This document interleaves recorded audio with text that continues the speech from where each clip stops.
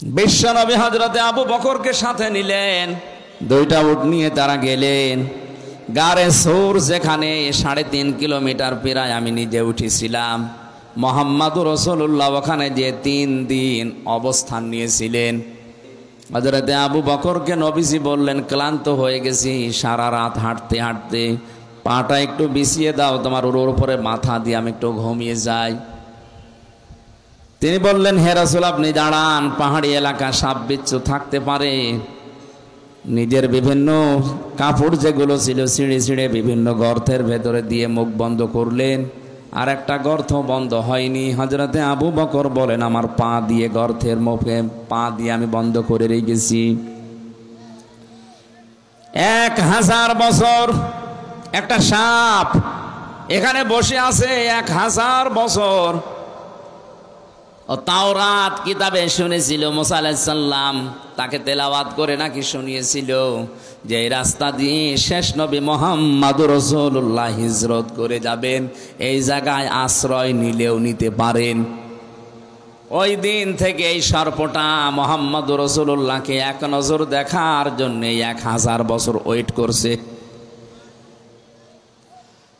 আমি সুবহানাল্লাহ আলহামদুলিল্লাহ বলার জন্য না, এখান থেকে একটা শিক্ষা পেয়েছি। একটা বিষধর সাপ যদি 1000 বছর গর্তের ভেতরে এত কষ্ট করে নবী মুহাম্মদুর রাসূলুল্লাহকে দেখার জন্য ওয়েট করতে পারে, 53 বছর হয়ে গেল, একটা বারের জন্য আমাদের মনে কি আফসোস আসে না? মুহাম্মদুর রাসূলুল্লাহ যেভাবে 10 বছর রাষ্ট্র দিয়ে কোরআন দিয়ে রাষ্ট্র চালিয়েছিলেন, আমরা একটু চালিয়ে দেখি। কত মানুষ তো চালালো, 53 বছর দেখলাম, কাঙ্ক্ষিত মানের শান্তি তো আমরা পেলাম না। এখন শুধু দেখতে বাকি আছে, কোরআন দিয়ে রেস্টা চললে কেমন দেখা যায় এটা দেখতে বাকি আছে। মুসাফির অবস্থায়, মাজলুম অবস্থায়, অসুস্থ অবস্থায় দোয়া করছে লক্ষ মানুষ নিয়ে, মাবুদ কোরআন দিয়ে দেশ চললে কেমন দেখা যায়, মরণের আগে অন্তত হলো একবার তুমি আমাদেরকে দেখাও। সাপ বিভিন্ন জায়গায় যেখানে যায় দেখে গর্তের মুখ বন্ধ। এখানে বারবার টোকা দিয়েছিল কিন্তু পা উনি সরাতে চাননি, এজন্য দিয়েছেন সবল। হযরতে আবু বকর বিষের যন্ত্রণায় তার শরীর পর্যন্ত হলুদ হয়ে গেছে। বিশ্বনবী মুহাম্মদুর রাসূলুল্লাহর ঘুমন্ত অবস্থায় তার চোখের পানি পড়েছে। ঘুম থেকে উঠে বললেন, কি কাঁদো কেন?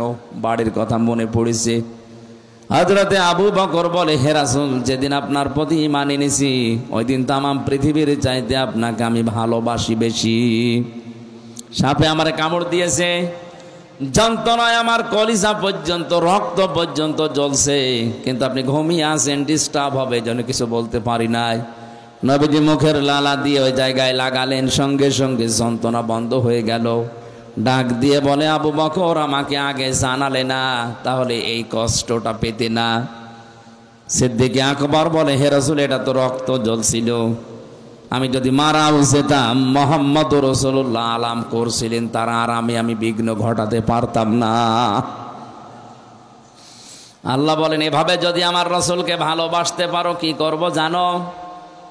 ইন কুনতুম তুহিব্বুনাল্লাহা ফাত্তাবিউনি ইউহিব্বুকুমুল্লাহ ওয়া ইয়াগফির লাকুম যুনুবাকুম আল্লাহু গফুরুর রহিম।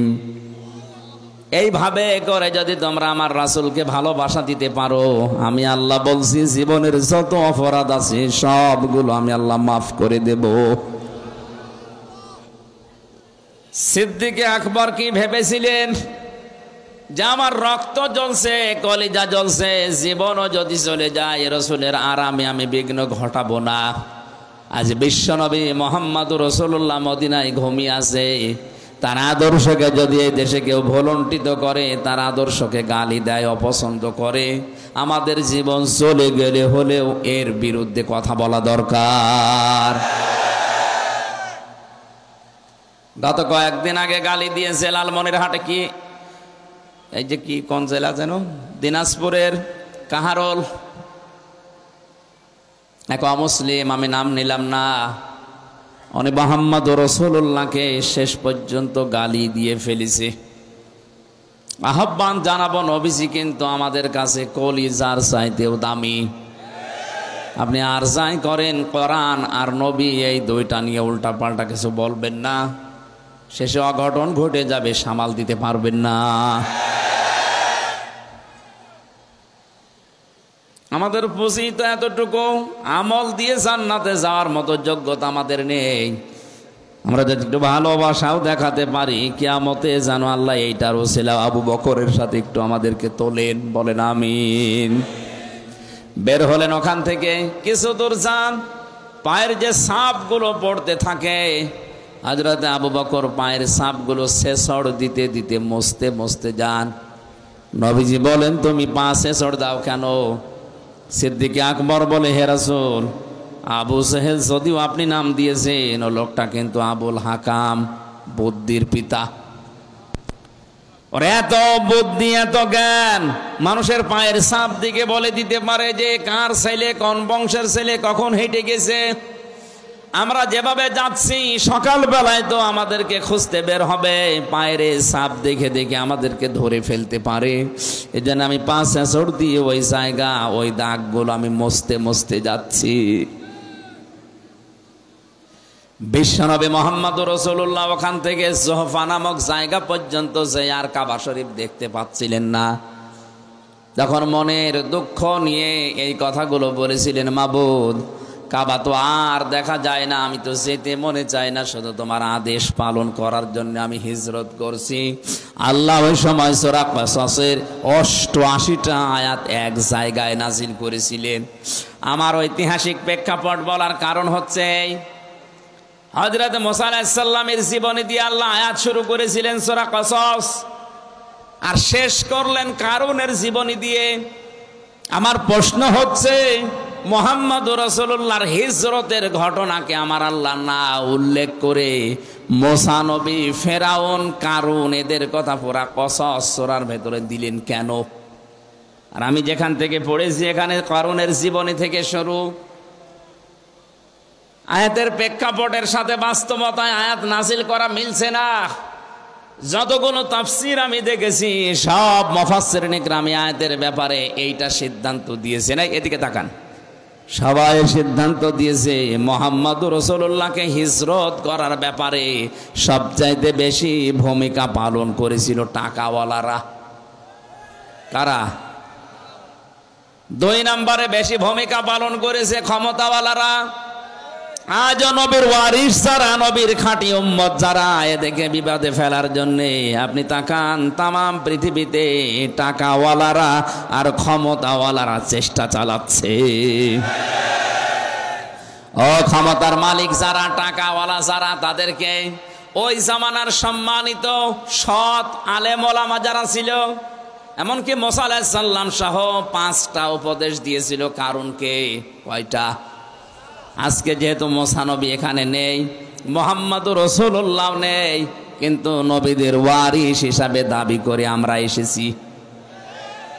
আমারও দায়িত্ব আজকে যে টাকাওয়ালাদের কারণে, যে ক্ষমতার কারণে নবীর উম্মতেরা, উত্তরাধিকারী আলেমেরা বিপদে আছে, মুসিবতে আছে, জুলুমের শিকার, তাদেরকে আমার মনে হয় আজকের এই আয়াত দিয়ে 5টা উপদেশ দেওয়া বাধ্যতামূলক হয়ে গেছে।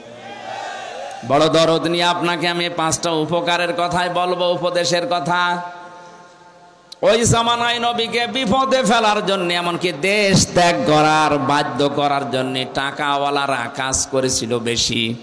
কারুনের ঘটনাকে আল্লাহ উল্লেখ করে জানিয়েছে। এই কারুনের ঘটনাকে উল্লেখ করার কারণ এইটা, কারুনের মতো সম্পদওয়ালা যারা, তাদের কারণে আলেমেরা এভাবে বিপদে পদে পদে পড়বে।